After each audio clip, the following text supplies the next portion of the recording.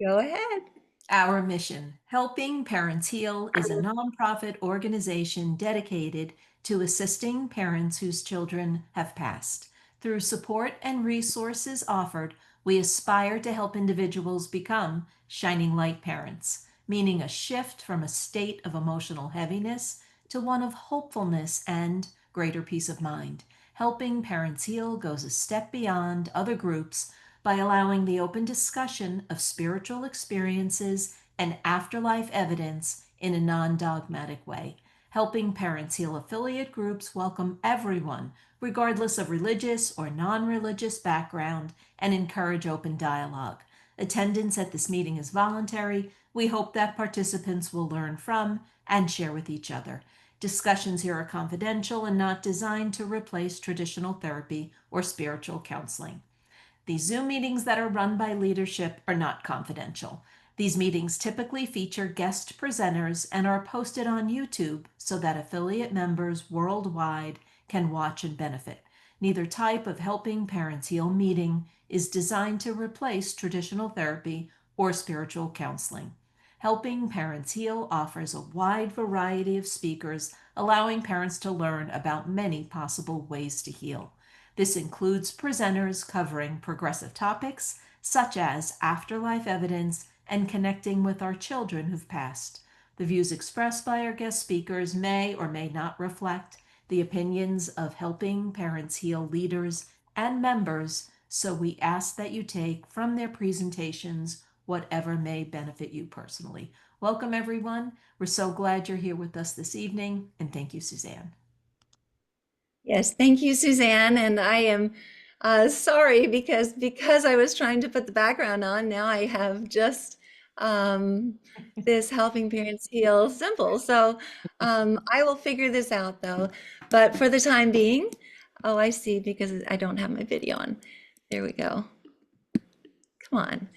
And it's backwards, so I have to figure that out. But let's go ahead and read Suzanne's bio, and we're all just so happy that all of you are here. It's going to be such a wonderful evening, and we appreciate so much that Suzanne is with us tonight. And let's go ahead and tell you a little bit about Suzanne. I think that everybody knows about her already. Suzanne Giesemann is an author and teacher of Awakened Living. She has been included on the Watkins list of 100 most spiritually influential living people, a former U.S. Navy commander and aide to the chairman of the Joint Chief of Staff with a master's degree in national security affairs. Today, she shares 21st century spirituality, merging the latest scientific understanding about consciousness with ancient spiritual wisdom. Her work provides stunning evidence of our essential interconnectedness. She teaches proven methods that anyone can use to connect with the many levels of our multidimensional reality. She has authored 16 books, 6 best-selling Hemi-Sync recordings, and YouTube videos reaching millions of viewers. She produces the Daily Way inspirational messages, the Awakened Way app, and hosts the top-ranking Messages of Hope podcast. She leads classes, workshops, retreats, and Awakened Way cruises, which many of you have participated on, and serves as faculty with the Shift Network and Humanities team.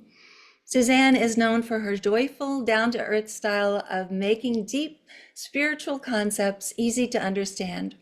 She laces her teaching with evidence-filled stories of the greater reality and practical tools that produce the personal experience of our multidimensional nature.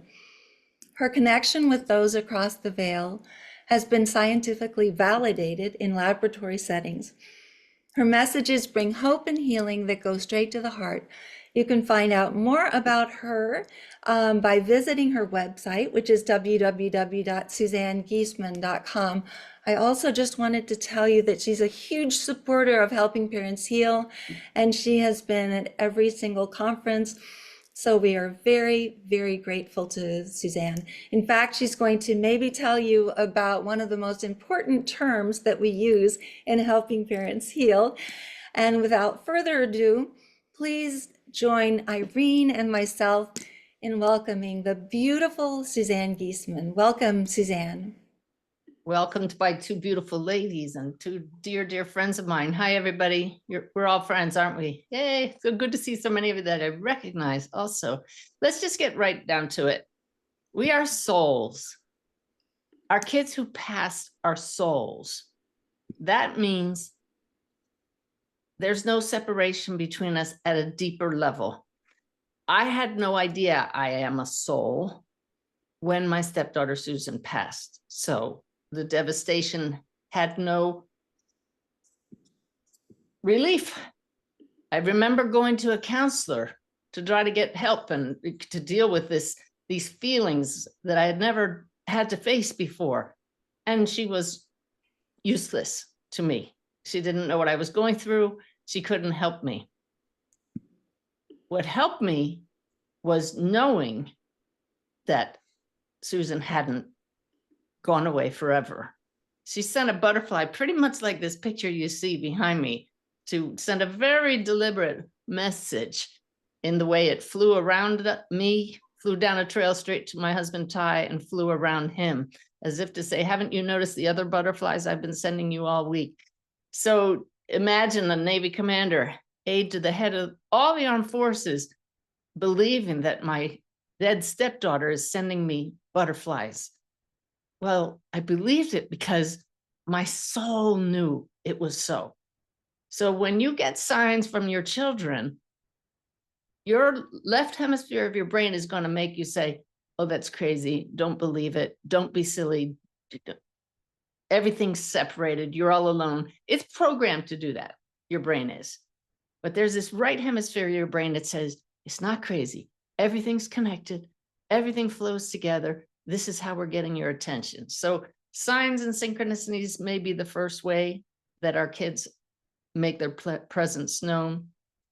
But my path unfolded after seeing Susan's body at her funeral and knowing that the vast difference between a lifeless body and the people we know is from the life force that flows through us. And I just got committed right then and there to find Susan. So I was thinking back to, Elizabeth mentioned the new book, Making the Afterlife Connection. It tells my story about how I went from that military career to now connecting very clearly with loved ones across the veils and having my own spiritually transformative experiences. And it gives tools for everybody to do that as well. And I thought, well, what can I tell that's different that people might not know about? And just maybe some little details here, but if you've watched Wolf's Message, you know that I took my husband Ty to a medium, and he didn't even know what a medium was, and now he's married to one, which is like the big cosmic joke, right? You married a Navy officer. But as soon as I came out of that reading, I just said, I have to tell the world about this. I have to tell people mediumship is real. But how do I do that? Now, I'd already written 3 books by that point. One is about overcoming emotional overeating, which I suffered with for decades and luckily don't anymore. I still have my cravings, trust me, but that was the first book. Then 2 boating books. And I said, I need to write a book about mediumship, because certainly I wasn't going to be a medium, but I can tell people how healing it is to get absolute evidence from your loved one that they're right here. And I thought, well, I just don't want to write a dry factual book about this is what mediumship is about. So I should write a biography of a medium. Well, I happened to be taking a class on the philosophy of spiritualism with a very awesome medium named Anne Gaiman at the time I had the reading. She wasn't doing readings because she had had hip surgery and was recovering. But I thought, wow, if I could write her biography, that would be interesting. Okay, yep, I just got snagged by my guides. They said, go ahead and tell them. Okay, y'all, I'm telling you something that I have not made very public until now, because I was sworn to secrecy. Anne Gaiman when I was told I could tell her story, was like the best hook ever, because she was Nancy Reagan's secret medium. And when I found out I get to tell the story of Nancy Reagan's medium, I thought this is going to be a bestseller. So I sit down to interview her, and what does she say? Well, you can tell anything about me, but you can't say I was Nancy Reagan's medium. My agent about lost it. He says, you have to do it. I said, no, we have to honor her wishes. That's the very last thing we would ever do. But I could say it now because Anne is across the veil and Nancy's Reagan's across the veil. But so we didn't put it in there, and we found another hook in telling Anne Gehman's story, and that is that she was a spiritualist minister and medium. Spiritualism, by the way, is a science and a philosophy started both in England and the United States, and it's all about the truths that we who know our kids haven't passed know, that love never dies, that life is eternal, and that we can commune with souls from our own souls. So here's a spiritualist minister married to a former Jesuit priest, Wayne Knoll, who was also a professor of literature at Georgetown University. So he became the hook, because that's pretty amazing. A formerly trained Jesuit priest married to a spiritualist medium minister. So that book was actually published by Hay House. It's called The Priest and the Medium, and you can still read it. And it's a fabulous story, a love story and a mediumship story. But my point in this is that she agreed to let me write it. And so I spent 6 months writing about mediumship while I was grieving Susan. And that for me was so healing, because I had to completely dive into mediumship. Now, again, this is back before I had any idea I could do this. And I hadn't made contact with Susan at that point. But I'm writing about one of the best mediums ever. Anne Gehman was featured in Dr. Gary Schwartz's book, something about the afterlife. Maybe somebody can look it up and get me the title, because that was an outstanding book. When Susan passed, we had been sailing around the Mediterranean on our boat. My husband and I had sailed across the ocean with our dachshund and got the news about Susan, flew home, and then went back to the boat. But because we were going back to non-English speaking country, Croatia, I stopped at the only bookstore near where Susan's funeral was. It was a Books A Million. And I just remember scanning the bookshelves and saying, which one am I supposed to buy? Now, today, if I did that, I'd look at the shelf and I'd say to Spirit, which one am I supposed to buy? But at that time, I didn't know I was being guided, but clearly I was, when I said, well, this one feels right. This one feels right. So already using that intuitive sense that I hope all of you use when you make any choices. And I chose, it's The Afterlife Experiments. That's it, by Dr. Gary Schwartz. Yep. And so Anne Gehman was one of the 4 mediums in there, along with John Edward and Suzanne Northrop and one other that I can't remember at this time. That was a while ago. But to write her biography and to be immersed in mediumship and to go to Lilydale, New York, where she lived, opened me up to this whole other world. So I brought all of this up with you tonight because I was thinking about my path, and this is one of the things that I haven't really shared a lot, how that was therapy for me, reading all about mediumship, diving into it, and my daily practice of trying to connect with Susan.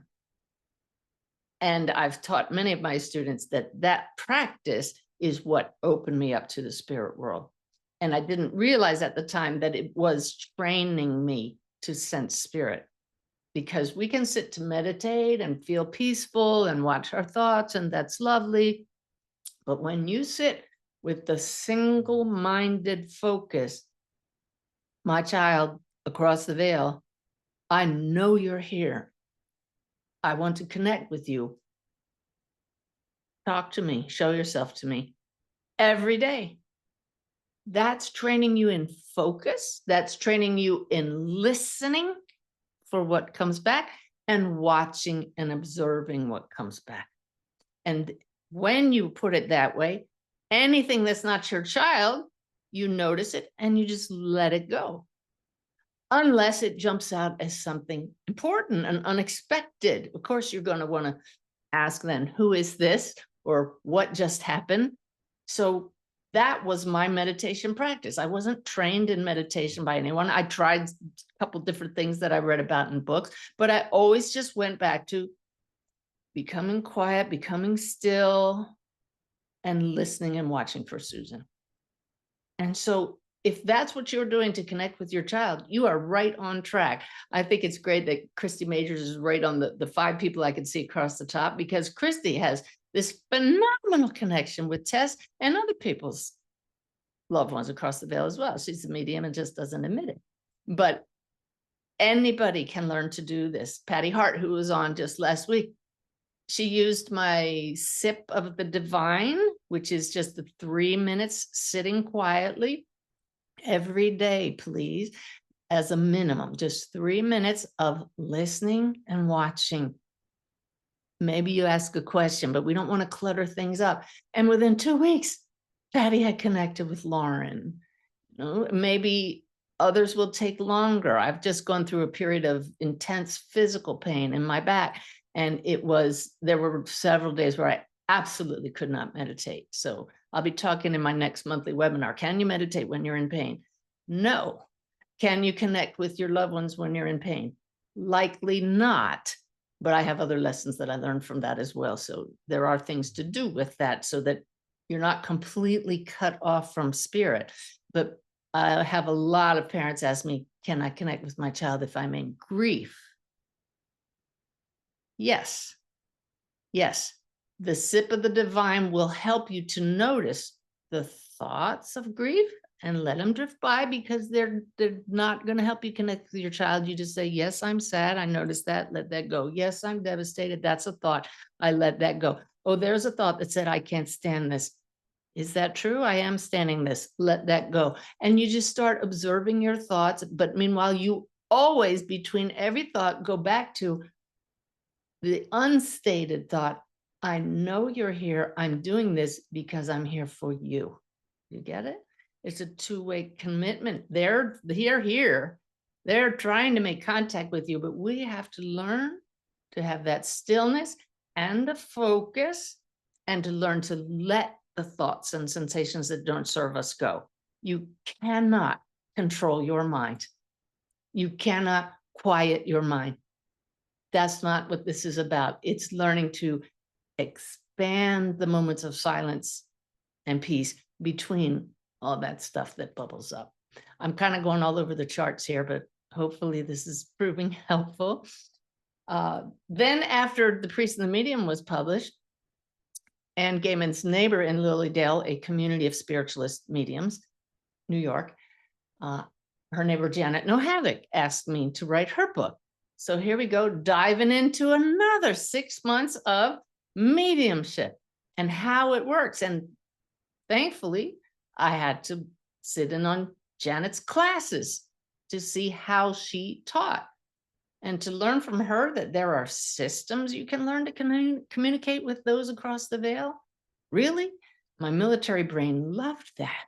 You know, if I sit every time there's something I actually do, steps I can take. And so I learned that from Janet, and hopefully you've watched my documentary Messages of Hope that reenacted the scene in the actual classroom where Janet pulled me to the front of the room and said, you can do this too. There's a spirit standing here. That Messages of Hope is on Amazon Prime, and I think it's on YouTube as well. So if you haven't seen Messages of Hope, check it out, because that reenactment of the scene with Janet was exactly what it was like when she said, Suzanne, there's a spirit here. Come on up and bring them through. And I just wanted to crawl in a hole in the floor, right? How can I do that? But that was the moment that I discovered that the 2 years of trying to tune into Susan leading up to that moment had created just enough space and stillness in my mind that when I listened and watched for some alleged spirit that she said was standing there, I sensed all kinds of evidence and said, whoa, you mean I can do this too? So that is the key, is having a practice of stillness and the belief that you can do it. I know you know your child still exists. Why, I remember helping parents heal. You were called here and likely nudged here by your children. Because as I was tuning in beforehand, my Susan's right here, and Wolf is here, Dakota is here. The three involved in Wolf's message. Dakota is Jim Spruill, our director's son across the veil, and Gloria, his wife, her son across the veil. Hi, Jim and Gloria. And Mike is here. Hi, Mike and Beth.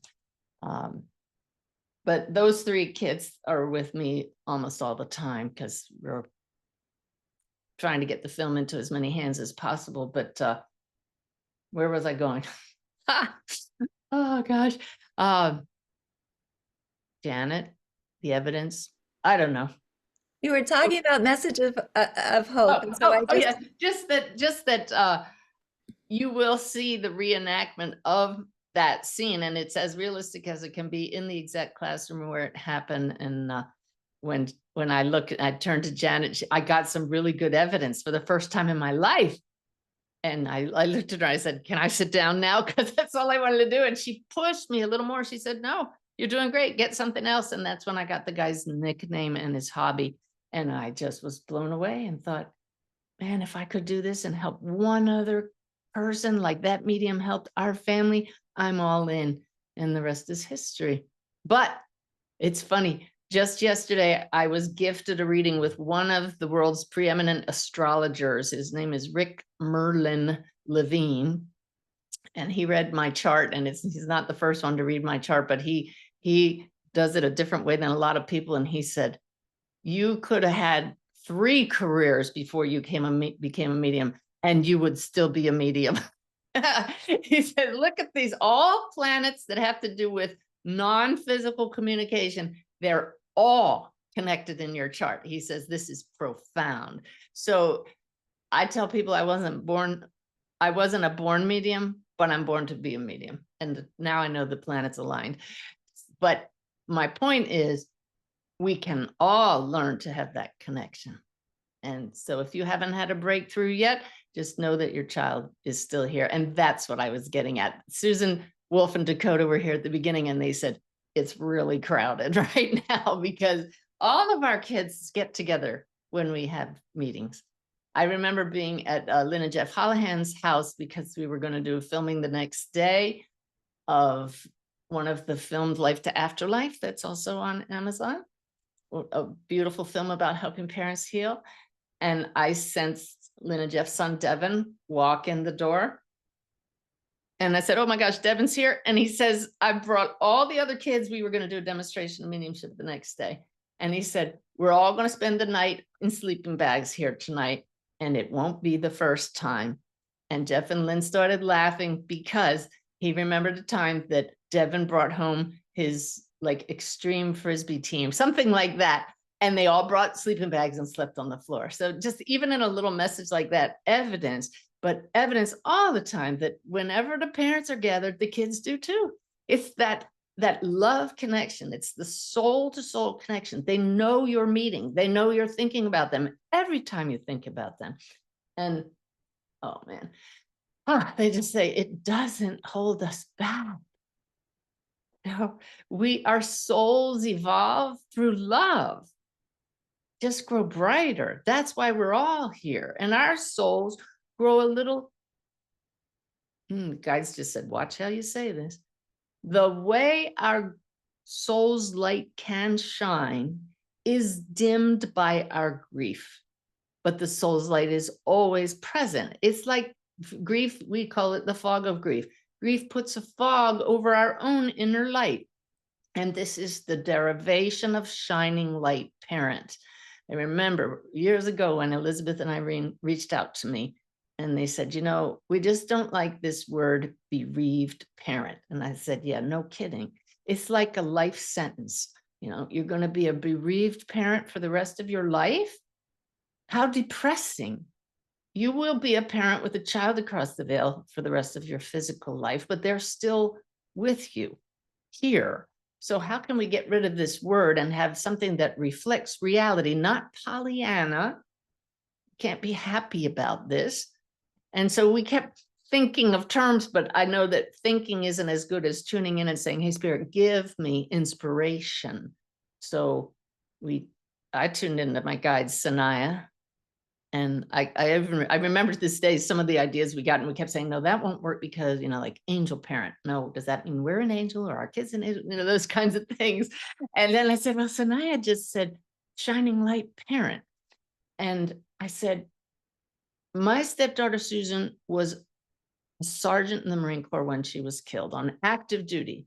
And when you have a child who dies on active duty, you become what's called a gold star parent. If and when you watch Wolf's Message, the documentary, you'll see in the window of our house here, the gold star parent flag. And I said to Irene and Elizabeth, people have to be educated what that flag means. You have to tell people what it means to be a gold star parent.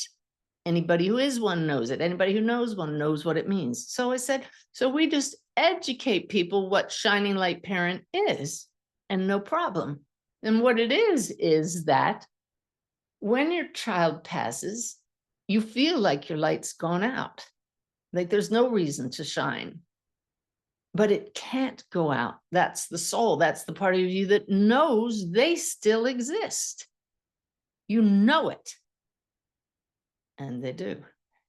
And that light is still within you, but it's even hard to find it when you're grieving so badly.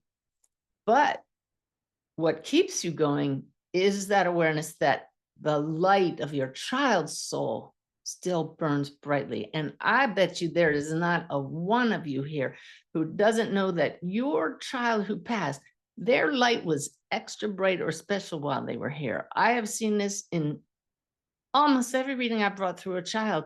There was always something about that child. The ones who pass before their time, right before a full life is lived, they shined extra brightly while they were here. And so everybody has a light, but your child's light is still burning brightly. So they are at first your shining light. So right there, you're a shining light parent. However, as you come to know and absolutely trust in your heart that your child is still here, still part of your life, that you are moving on with them, moving forward with them, not leaving them behind, and they haven't left you behind because of the current events we get from them all the time in readings and the current experiences you have with them, your light starts to come through again because the fog of grief is lifting. The clouds of grief will still come in every once in a while, and we cry still to this day. And of course we do, because we miss their physical presence. We miss the clear as a phone call conversations. But just to know, to come to that awareness in a conscious sense that they are still here, still part of our family. Like, I'll tell that in a minute. Like a message that Dakota Spruill gave to his parents. Our light can now shine brighter. So over time, especially as we interact with other shining light parents, we go to being a shining light ourselves for other parents. We show other parents that we don't have to be bereaved parents forever. We will be grieving forever in our own way, but it changes over time, and our light, as a result, can burn brighter. But it's these types of meetings, the camaraderie, the companionship, and the love from those like us here who know what each other is going through in our own way, just helps us be a light unto others. So that's where the term came from. I remember at first we knew there would be pushback when people didn't want to accept that I'm a shining light. And that's part of the journey too. Until one day you see that you have helped somebody else shine a little brighter and you say, wow, I guess it does work that way. And that's the growth. What I wanted to mention there, about Dakota, a message. I did a reading for Jim and Gloria Spruill, and brought their son Dakota through. And one of the messages that he had for them was, "We're still a family of 4, Dad." And that was a perfect message for him, because they have their daughter Savannah here in physical form. Dakota's across the veil. I didn't know that Jim, a musician and composer at that time, had been composing a song with the lyrics all about, are we a family of 3 or a family of 4? I think he told me he tore that up because he got his answer, but Jim, I think you should write that song anyway, because people need to know the right answer. You'll always be the family members that you know. How many children do you have? 2. 1 here, still in physical form, and 1 across the veil. We still have those children. I remember struggling with that before I understood the way life works. Let's see. I wanted to share with you a really cool moment that I had recently. We were taking Wolf's Message on tour around the Pacific Northwest, and we went to Seattle and Oregon, and then Petaluma, California, Novato, California, and then Reno, Nevada. And at the showing, when we arrived in California, we arrived a few days earlier because I had been asked to appear in another documentary. Jim Spruill, our director of Wolf's Message, and Mike Passakarnis, Wolf's dad, and I had the honor of taking Wolf's Message, our documentary, to the Illuminate Film Festival, the world's premier festival for consciousness-raising films. What an honor. Of 150 so submissions, to have ours selected as only 11 or 12 shown at the film festival, and then win the Director's Choice Award. It was so validating, and the kids are over there right now going, yay, well, no surprise, right? Because they were directing from across the veil, pulling our strings, right, Jim? And so anyway, one of the other directors of a film at the festival, her name is Alexandra Layton, I think is her last name. I may have it wrong. I'm a little spacey right now as I tune into spirit. But she said, Suzanne, I'm working on a film about a woman whose daughter is in spirit. It has to do with traumatic brain injury and how that can be misdiagnosed. But a big part of the film is how her mother still communicates with her. She said, you are exactly what I've been looking for this film. I need a very grounded medium, somebody who's not, well, I just said I'm spacey, so somebody who's not particularly spacey.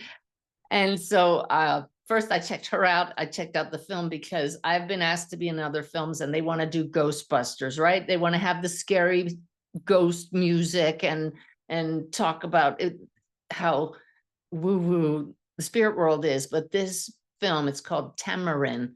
It was clearly going to be very up and up with doctors talking about medical things. And I was very honored to be part of this.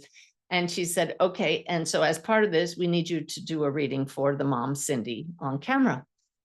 And that's when I said, oh God, I've never done that except in a research situation with Dr. Schwartz and with Institute of Noetic Sciences, IONS. But then my spirit guide said to me, well, number one, the Navy training kicked in, just like when Janet Nohavik pulled me to the front of the room in Messages of Hope. And you just don't say, I can't do that. It's I, right? That's the Navy training. But the second thing was my team in spirit said, well, Suzanne, every one of your readings on Zoom is on camera and is recorded. And I went, oh yeah, no big deal. Because I tell all my students, if you don't allow your clients to record your readings, you shouldn't be doing readings, because we have to trust our connection with spirit and whatever comes through and do it with integrity. And so it was just one of those, okay, no problem. But the problem was, because we're on tour, I hadn't done a reading in weeks. And I have gotten this new key to connecting with spirit that is a game changer. And I'm unveiling that October 4th in a workshop that we're promoting now. That's not why I'm bringing this up, but it's just that here was my time to practice this new technique on camera. And I'm seeing Irene on screen, and she knows. If you go to a golf instructor and they change one thing in your golf swing. It could throw your whole golf swing off, right, Irene? Yeah, right. So here I am, I'm changing a pretty big thing in the way I do to connect. Now, everything else is the same, so it doesn't invalidate any of my teaching, but I'm adding this little thing, and we're going to do it on camera for the first time. So I bring this up because I want you all to know Spirit is rooting for all of us, and they will never let us down as long as your heart is in the right place. Your motive is for the right reason, which is always, for me, let people know mediumship is real, that love never dies, and that those across the veil want to be heard from, and heard from with validation, evidence. And so with that in mind, I go in and I just put that technique in. Oh my gosh. Yeah, the flow was just what I pray for. Eyes open the whole time. I didn't want to sit there with my eyes closed. It doesn't really matter in mediumship, eyes open or closed, but when you're on camera, you don't want to be sitting there like this the whole time. You want to be engaged. My hands are moving the whole time. That's just a sign that you are, as we say in spiritualist terms, in the power.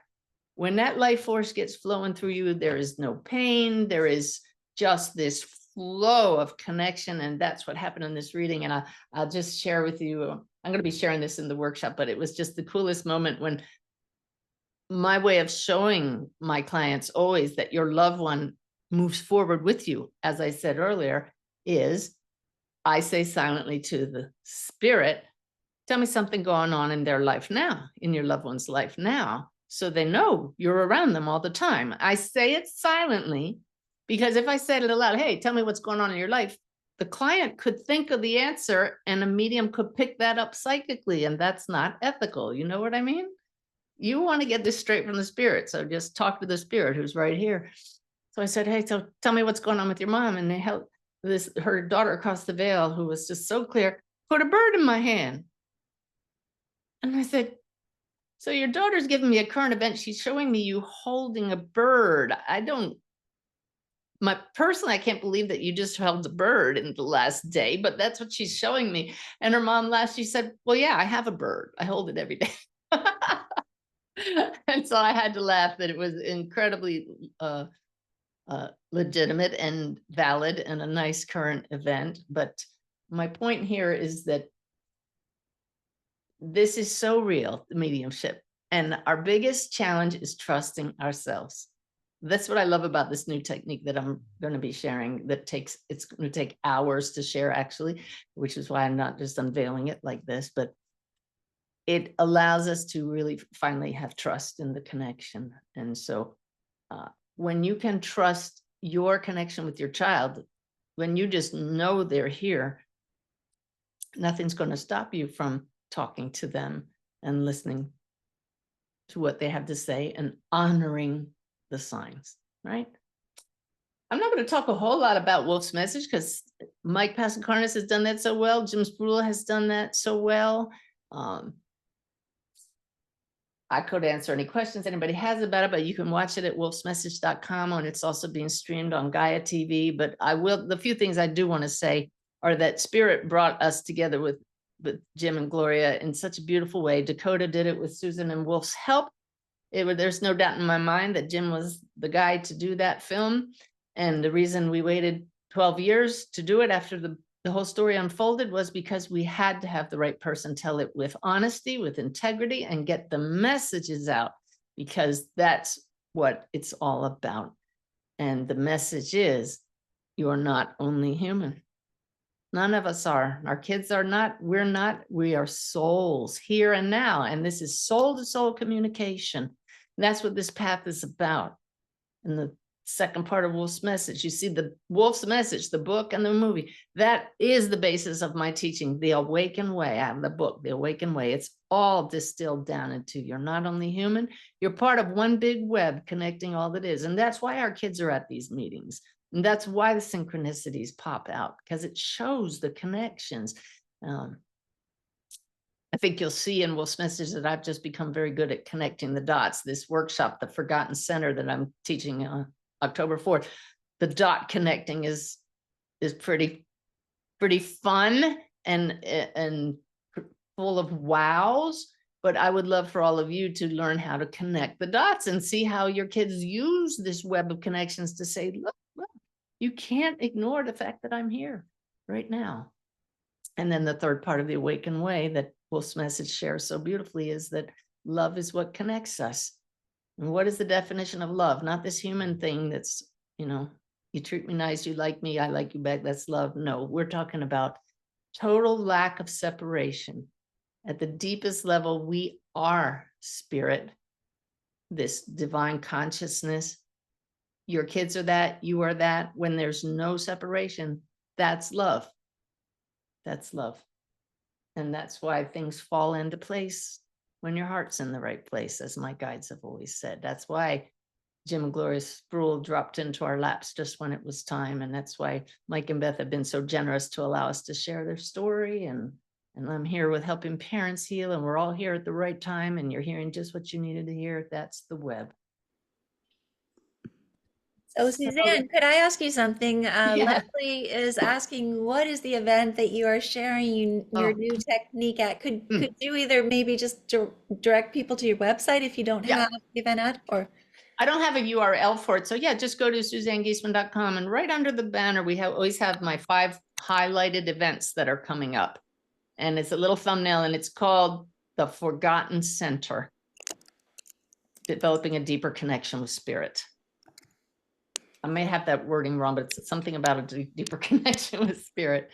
Yeah. And then you click that thumbnail and it'll take you there. All day, or a 6-hour workshop. I'm very excited about. I haven't been this excited because I don't know any other teacher that's teaching this, and it's life change, it's a game changer. And the way Spirit brought it to me in a very painful, literally a very painful way, to get my attention because I missed it the first time they tried to teach it to me, is all part of the story, connecting the dots. So yeah, hope to see you there. But I'm not leaving I could do some Q&As here tonight, but I want to tell you also about my Awakened Way app. If you don't know about it, it just keeps getting better. And just about a week ago, we made it even better. It's free. You get the daily messages from Spirit, which will just help transmit to you this higher energy that helps us all connect by raising our own vibration. There's a button on there called the Inspire button, where you can say, hey, my child, do you have a message for me today? Give me just the right message I need. And you push Inspire, and one of the 6,000 messages comes up, and it's just stunning how often it speaks directly to us. I often have people write to me and they say, and it even came up with my child's birthday or a significant date, because this is like 6,000 messages from the past 10 years of messages that are in the archives with a fresh one every day. But what we just added was a new feature that's also on my website. Any question you have about all of this, about what your child is up to now, about dealing with grief, about the afterlife, there's a section in the menu on the Awaken Way app and on my website called Your Questions Answered. And what we've done is we've taken transcripts from the 6,000 daily messages, my over 600 video transcripts, every channeling session I've ever done, the transcripts from every class I've ever taught has all gone into this database. And this virtual librarian takes your question and answers it in a beautiful way that is just as if you'd asked me and my guides. So have fun with that. Your questions answered. And we don't collect your emails. There's no strings attached. This is just pure learn as much as you can about the greater reality. That's our mission, so that you can make your own direct connection. All right. And if you can't, if you don't have the app, or I had a guy come up to me at my event and he held up his phone and he said, I don't have any apps. This is a phone. I use maps. He was so proud of that. So maybe if you're one of the one people in the world that don't have apps, you can go to my website, scroll down, and it's like find answers here, and click, and you'll find my librarian's name. We named her Grace. So check out. Suzanne, yes. So Grace, also, just in case you haven't seen the newsletter from last month, from August, it does have a section about Grace in there as well. So it might be easy to find there. But So good. there are 2 questions in the chat box. Could I possibly ask them? Yeah. The first one is from Jill. She says, I have a question about your turns. Let's see, your turns in her latest book. So your latest book. Are they supposed to be done in the order that you gave them? And how long do you do each one before you go to the next one? I Oh, what a realize great question. nothing Nobody's is ever asked written that. in the So stone. Okay, go yeah, ahead. let me answer that. So in the book, every chapter ends with one of these blocks in gray, and it's called Your Turn, because making the afterlife connection is my story, how I went from zero awareness of the afterlife to very clear connection with the spirit world. So this is a rewrite of my book, Messages of Hope, but updated. When I went back and looked at Messages of Hope, I said, my gosh, how my mediumship has evolved since that was written. And the experiences that I've had, I want to tell some of these stories so people know how far we can go with this. So Hay House published this one. And so we have each chapter is my story, but we learn from other people's stories. We open ourselves to our own experiences by reading other people's stories. But then Your Turn are exercises. And yes, they're pretty much developed in a way that helps you do them. If you do them in order, it's a logical order, but each one is also pretty much standalone. So if you don't feel like doing that one, skip it, come back to it later. It works pretty much like that. And then you don't have to master any of them before moving on. So just play with this. It doesn't have to be linear. Great question. Wonderful. There are several questions now. Taylor is asking, besides sitting quietly every day and connecting, are there any other practices you did to open up? Thank you, Rome's mom in Alaska. So I guess you were kind of telling about that in this new book, which obviously is so helpful. So using those different steps, I guess, is probably, would you like to add anything? I would absolutely add that if you really want to open up, the awakened way is the foundation for how and why this connection is possible. The first part of the book is the foundations of who we are as consciousness. We have to really look at our belief system and say, is this serving me or holding me back from making the connection? And then the whole second half of the awakened way are tools and practices that I've done over the years. Didn't do them at first because I didn't know who I was. It just took me so long to figure this out through my own practice. So it's been an evolutionary process for me, but truly using the tools in both of those books will help you accelerate that process. That's wonderful as an answer. And I think that this next question from Brandy is one that a lot of people ask, and maybe you can let her know and reassure her. She has two children in spirit, and this has been for 8 years now. She used to get signs all the time, and now really nothing. And she's asking why. She's in Orange County. Yeah, I even tune into Susan as you ask that question, and she says, we're here, we think about you, and we have our own lives, you have your own lives, and we have that heart connection. You established it, but it's now become a matter of trusting that we're here, continuing to talk to us, and not needing the bells and whistles. And we love the bells and whistles, and those happen occasionally, and that just reinvigorates us. But this is part of our path, is trusting that they're here. Okay. You can always tell when I get snagged by my guides. This is another thing I was going to talk about it in the course. I probably will talk about it in the course. Irene and I, we had this hilarious moment when she was with me. We were building our house right around the corner from her. And every day we would check on the progress. And Irene was my surrogate husband during that process because my husband didn't want to be part of the house build and make all the decisions. So Irene was standing beside me, and we were looking at this new silverware insert they had just put in the drawer. And she goes, oh, look, Suzanne, this is cool. You can now put it, Irene, I don't know what order you had it at the time, but you could put your stuff in, fork, spoon, spoon, knife. And I said, no, Irene, I go knife, spoon, spoon, fork. And she said, no, Suzanne, it's supposed to go this way. And I looked at her and I said, Irene, like, it's my house. And this was so funny because Ty was standing off to the side and he saw the two of us and he started backing up like two women going at it over silverware. I'm out of here. Like, I am not going to be in on their first marital argument, right? As my surrogate partner in building the house. Well, we laughed about that. And the same week, like within a week, Irene was testing a possible medium for helping parents heal. And the medium brought up, among other things, she brought through Carly beautifully, Irene's daughter. She brought to the fact that we have neighbors in between with two children across the veil, our dear friends Dave and Jenny Lyle.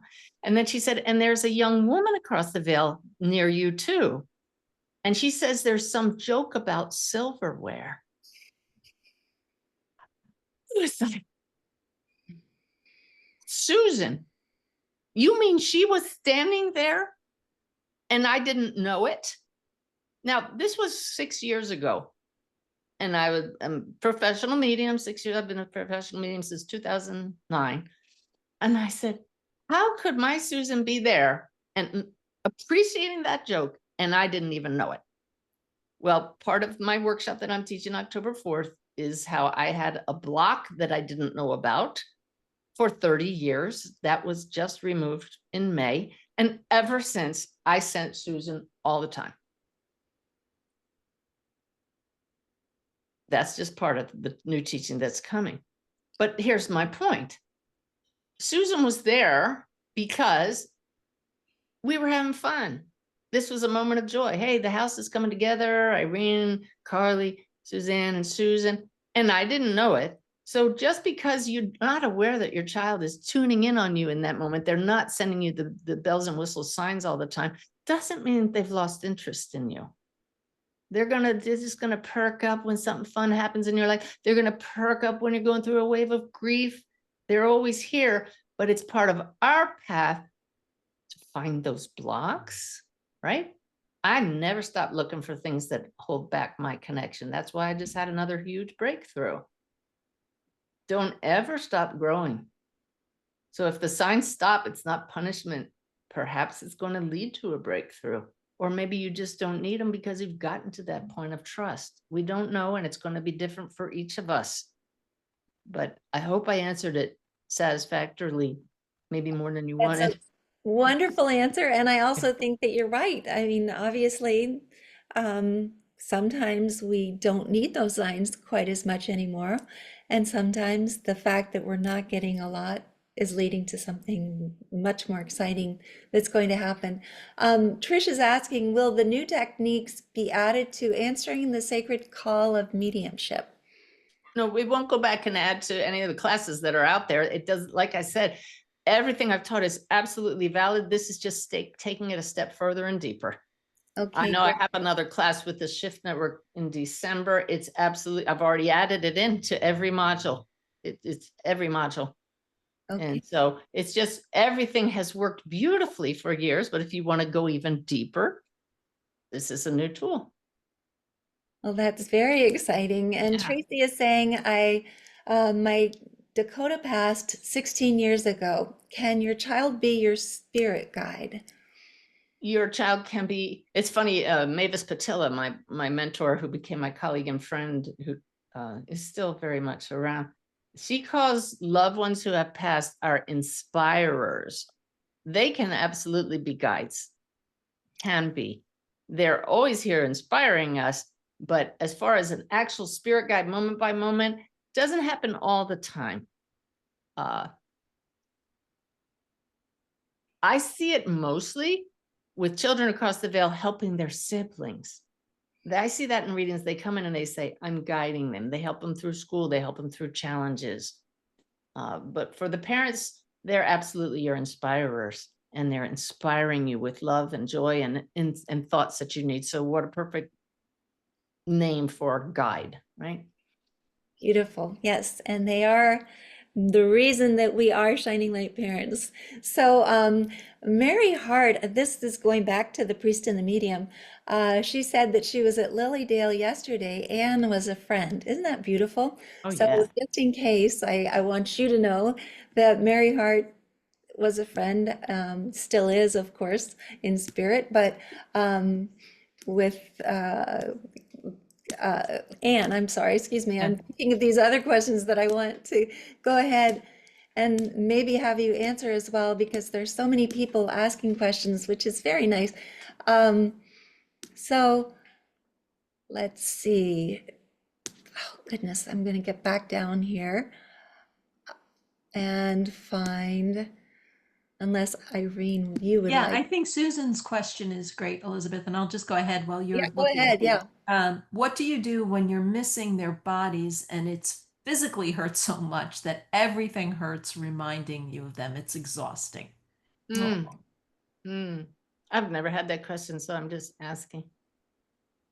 You're missing it's a pattern of energy that your body knows. And it's something that your body is still recreating. So feel it, let it flow, that sensation through you. And I'm right over here across the room. I have two of the snuggliest little stuffed animals.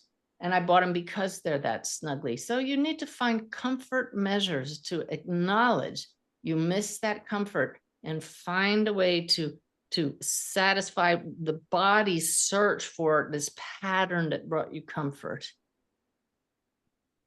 Beautiful. I just wanted to tell you, because you mentioned Patty Hart a little earlier. She's here. She's been here from the very beginning. So of course she's excited about listening to and that was a beautiful meeting last week, and I'm so glad that you came on with Patty and Dave, and as well as Mara and John. JC is asking, when you say you had a block, do you mean energetically? Once I started Reiki and meeting with a shaman, I get signs, I guess I now get signs all the time. I feel the more open I become, the more I am able to connect. So I'm not sure if you're referring to Suzanne or someone who asked a question. No, I think he's talking about me, because I said I had a big block that was Right. removed, and suddenly I can feel Susan all the time. And why couldn't I before? 30-year block. It definitely is an energetic. It was an energetic block that I was not aware of. And I've seen energy healers over the years regularly, and nobody noticed it. But this one was noticed. And yeah, go ahead. Okay, so I will share it now. I wasn't going to share it previously because I didn't want to get my ex-husband in trouble, but I'll change the initials. Because this is like the biggest cosmic joke. So this is, again, a spoiler for the workshop, but it's just such a minor part. So this energy healer says, you have this block right in your solar plexus, and it's from your ex-husband. Do the initials DJ mean anything to you? And I said, that's his first and middle initial. I mean, that's fantastic, right? And he said, well, and he told me what the main issue was that led to our divorce. I said, yeah, that's him. And he says, he's been blocking you. I said, for 30 years. And he said, yeah, and here's how you need to remove this. And he gave me this little ceremony I had to do afterwards. And I said, oh my gosh, okay, I'm going to do that. And all of a sudden I just started laughing. I said, this is the cosmic joke of the universe, because his name was DJ Block. And my ex name, my name was Suzanne Block. And so I'm carrying around Block for 30 years. So there's hope for all of us, because we never stop growing, never stop looking for that beautiful flow of your energy.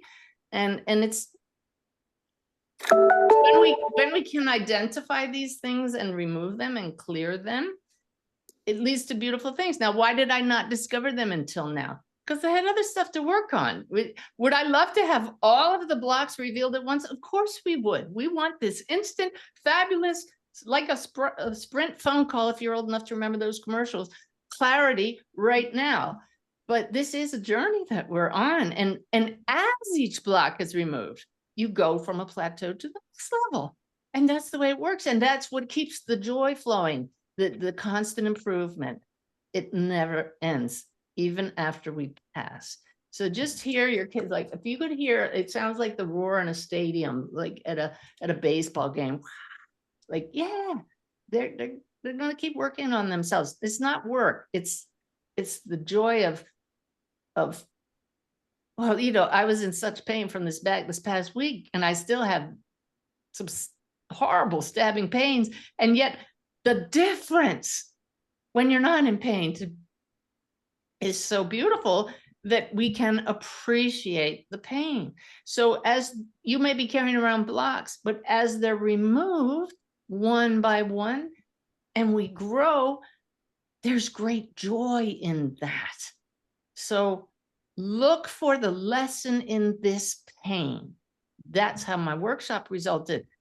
Look for the lesson in the pain you're going through. Maybe there's a reason you're not getting signs every day. It's not punishment. Pain is not punishment. It leads to growth. Your soul is already shining. It's right here. It is fine.